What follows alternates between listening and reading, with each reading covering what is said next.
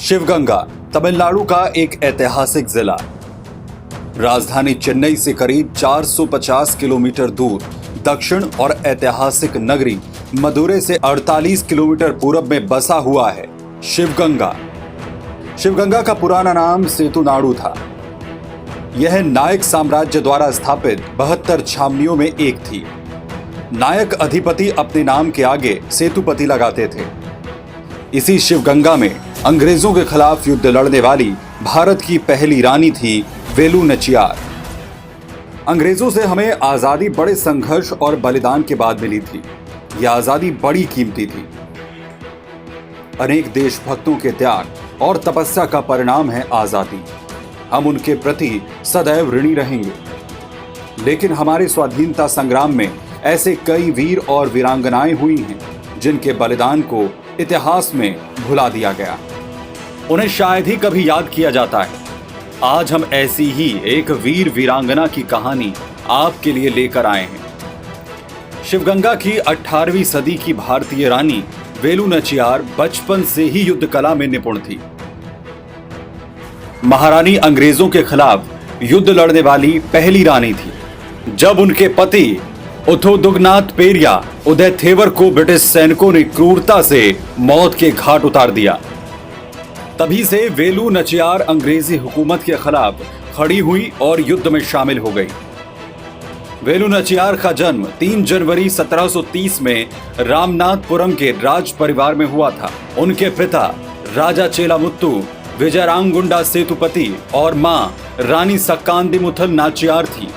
माता पिता की इकलौती संतान वेलु जन्म से ही विलक्षण प्रतिभा की धनी थी। राजा ने उनका लालन पालन बेटे की तरह किया था। बचपन में वेलु को पढ़ने लिखने के अलावा हथियार चलाने का भी शौक था।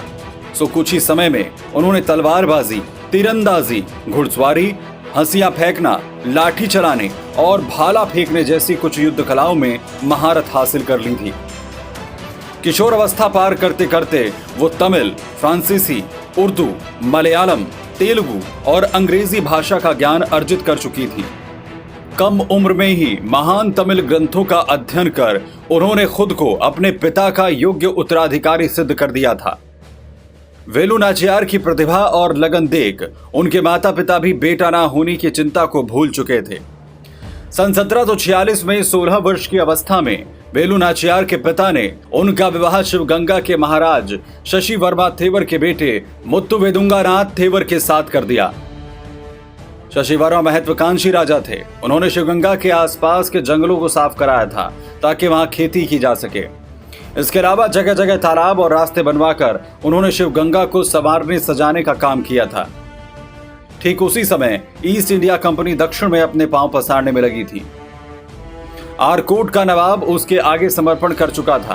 कंपनी की नजर शिवगंगा पर थी। बदलते राजनीतिक घटनाक्रम के चलते रामनाथपुरम और शिवगंगा के शासकों ने नवाब को टैक्स का भुगतान करने से इनकार कर दिया। इससे आरकोट के नवाब ने ईस्ट इंडिया कंपनी से शिकायत कर दी। अंग्रेज पहले से ही उपयुक्त अवसर की तलाश में थे। नवाब के सहयोग ने उनका काम आसान कर दिया था। इस बीच कर उगाही के बहाने आरकोट के नवाब और कंपनी की फौजों ने शिवगंगा पर हमला कर दिया। सन 1772 के मध्य में मुत्तुवेदुंगानाथ थेवर की फौजों और अंग्रेजों के बीच निर्णायक युद्ध हुआ। उस समय के अपार मात्रा में हथियार होने के चलते अंग्रेज फौज ने शिवगंगा में भीषण मारकाट मचा दी। बस्ती को लूट लिया गया। सैकड़ों स्त्री पुरुष और बच्चों को मौत के घाट उतार दिया गया। बचाव की कोई संभावना न देख वेलु नाचियार ने अपनी बेटी के साथ शिवगंगा दुर्ग छोड़ दिया और वो भटकने लगी। अंग्रेज वेलु नाचियार को ढूंढ रहे थे। अपने गिने चुने अंगरक्षकों के साथ रानी डिंडीगुल के निकट विरूपाक्षी पहुंची। वहां का राजा गोपाल नायकर रानी का हितैषी था। उसने रानी को संरक्षण दिया, लेकिन रानी अपनी सुरक्षा के चलते आगे जाकर मैसूर पहुंच गई। उस समय मैसूर का राजा हैदर अली था। रानी वेलु नाचियार ने हैदर अली को पत्र लिखा और शिवगंगा से अंग्रेजों को खदेड़ने के लिए मदद मांगी। हैदर अली ने वेलु का स्वागत महारानी की तरह किया और वेलु नाचियार को पैसों के साथ 10,000 पैदल और घुड़सवार सैनिकों को अंग्रेजों से लड़ने के लिए भेज दिया। इसके बाद वेलु नाचियार ने उदायल नारी सेना नाम से महिलाओं का एक संगठन तैयार किया। वेलु नाचियार जोर शोर से सैन्य तैयारियों में जुटी थी और शिवगंगा से अंग्रेजों को खदेड़ने के लिए सही समय की तलाश कर रही थी। फिर एक दिन वो समय भी आया। शिवगंगा दुर्ग के भीतर देवी राजराजेश्वरी का मंदिर था। उसमें प्रतिवर्ष दशहरे का उत्सव बड़ी धूमधाम से मनाया जाता था। देवी पूजन के समय स्त्रियां बड़ी संख्या में शामिल होती थी। इसी का फायदा उठाकर वेलु नाचियार ने अपनी रणनीति बनाई। मंदिर के पास ही अंग्रेजों का शस्त्रागार था। दशहरे के दिन जैसे ही दुर्ग का मुख्य द्वार खुला, कोयली के साथ उदायल रानी सेना की वीरांगनाएं भी दुर्ग में प्रवेश कर गई। वे सब साधारण वस्त्रों में थी। फूलों और फलों की टोकरियों में उन्होंने अपने हथियार छिपाए हुए थे। अंग्रेजों के सैनिकों को इसकी भनक तक न लगी। दुर्ग में प्रवेश करते ही मौका देख वेलु की महिला ब्रिगेड ने अंग्रेजों के शस्त्रागार को आग के हवाले कर दिया। ये देख अंग्रेजों के कान खड़े हो गए और महारानी वेलु नाचियार ने अंग्रेजों को शिवगंगा से खदेड़ दिया। अंग्रेज महारानी वेलु नाचियार का युद्ध कौशल देखकर हैरान थे।